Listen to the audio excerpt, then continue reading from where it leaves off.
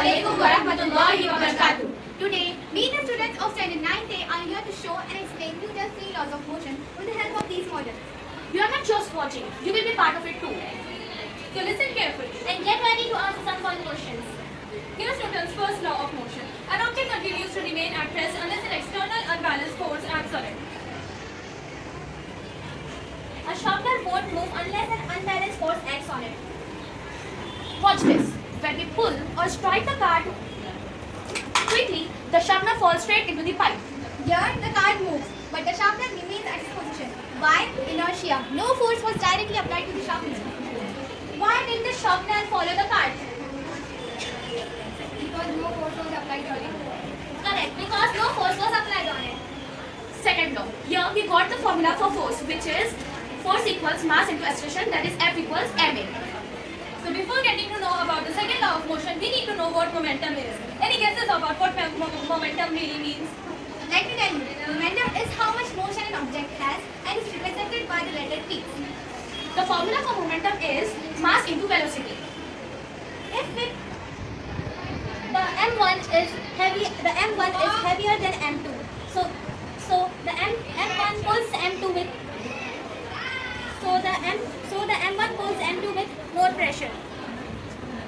If we increase the mass on m1, the m2 moves faster. That means more force is equal to more acceleration. That proves the second law.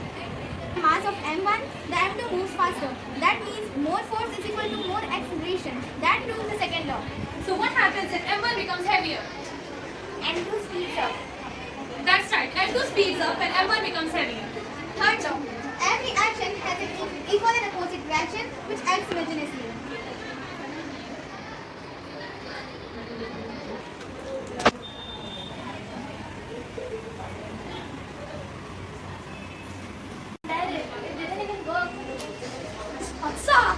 Here Afsa did the action and Anna gave the reaction. Every action has an equal and opposite reaction which acts simultaneously. This proves the third law of motion. Ever let go of a balloon and watch it fly? Yes. That's Newton's third law in action. Conclusion. Here all the three laws of Newton tells us and makes us understand from smaller simple toys to rockets. And with these simple models, we have proved each law of Newton in easier ways. Thanks for your energy and attention. Science is cooler when you are part of it. Thank you, Assalamualaikum Jazakallah. warahmatullahi wabarakatuh. My name is Saiba Idam. I am from 9th grade. Today I am going to explain food chain. Food chain is a natural process that shows how energy flows in an ecosystem with one living organism to another. It always starts from sun and ends with the decomposer. Assalamualaikum warahmatullahi wabarakatuh. My name is Sheikha. Sun gives energy to plants. Plant takes 4 by photosynthesis. Grasshopper eats grass. Frog eats grasshoppers. Snake eats frog. Eagle eats snake. This is called food chain. When the eagles die, it is decomposed into the soil. This goes how the food chain. So these chains shows how the living things are connected to each other and the nature keep balance. In plants there will be no food. If there will be no decomposer, there will be no life. Each part of this food chain is important. Now we are asking some basic questions. What is herbivore?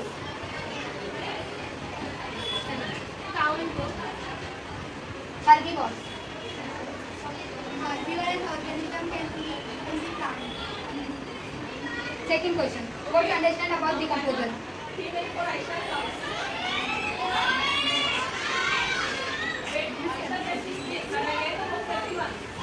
That we decompose the dead bodies and remove the substance. How much energy is passed from next level?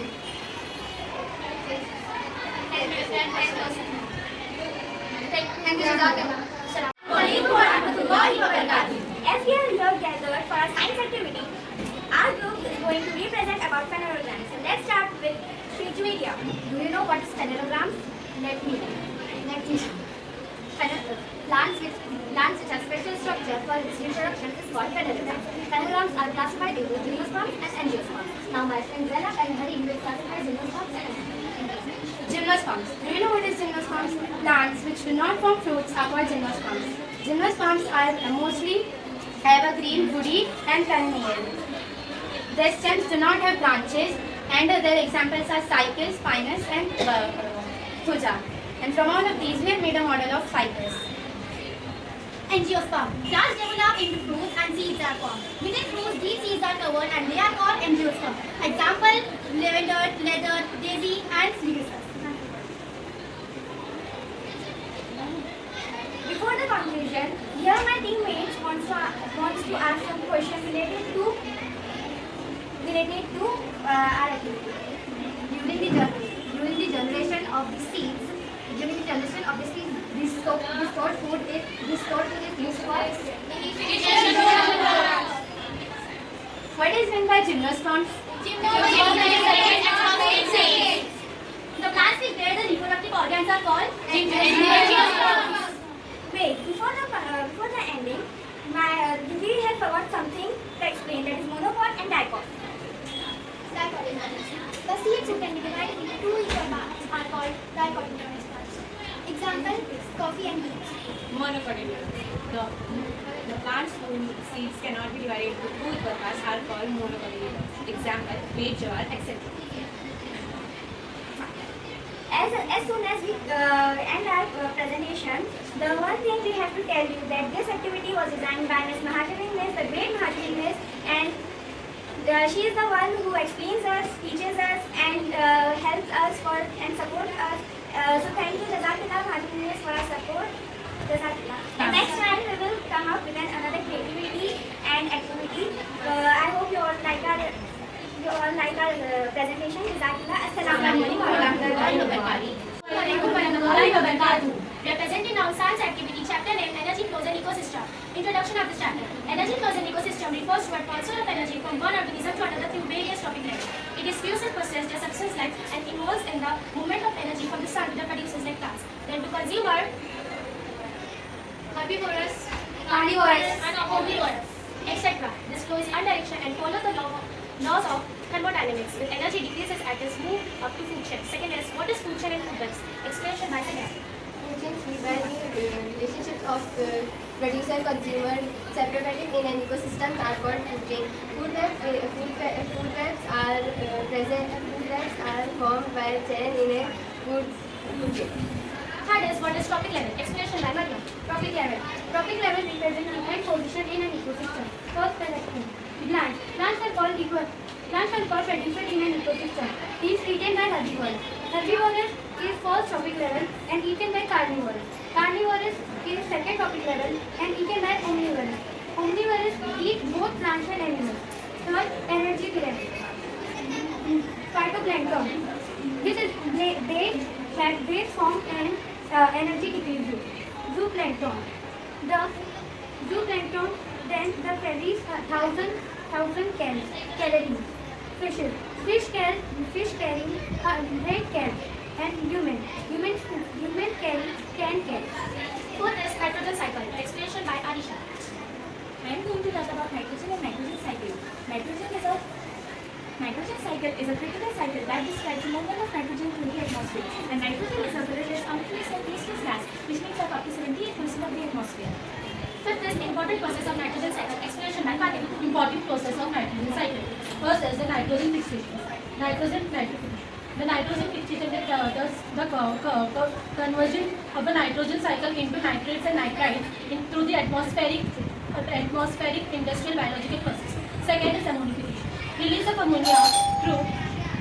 ammonia to the dead bodies and the decomposition of auxiliary waste. And the third is nitrification. Conversion of ammonia into nitrites and nitrates. Fourth is nitrification. Conversion of nitrogen compound into gaseous nitrate. Are going to ask. Give two examples of herbivorous. Cow and goat. Give two examples of carnivorous. Lion and tiger. The end of this activity in very beautiful way. The idea that Allah made a beautiful energy and ecosystem is the reflection of Allah's belief in Allah's perfect creation and integrates balance of the natural world. Can we see manifestation of Allah's design and wisdom? We hope you loved and enjoyed the science activity. So, Assalamu alaikum wa rahmatullahi wa barakatuh. I am Shekira. We are from 9th A. We are going to explain what is energy flow and ecosystem, and the second is trophic level. Energy flow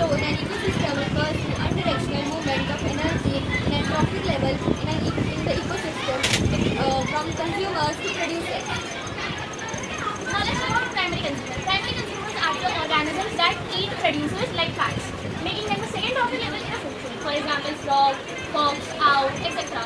These consumers use herbivores as their food. Secondary consumer organisms or their primary food.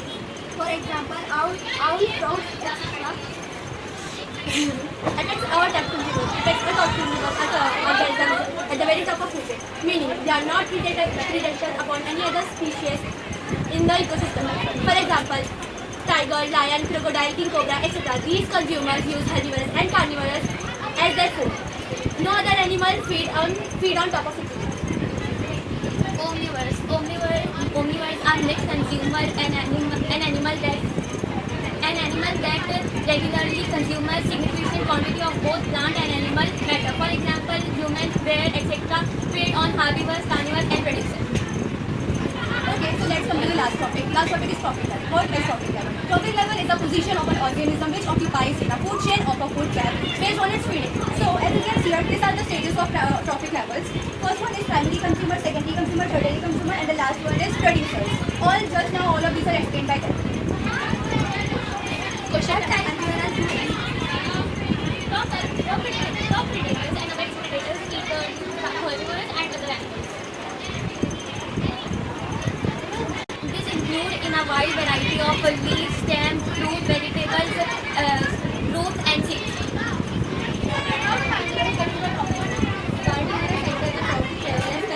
Specifically, secondary consumers or tertiary consumers, depending on what they eat. So apex predator eat plants.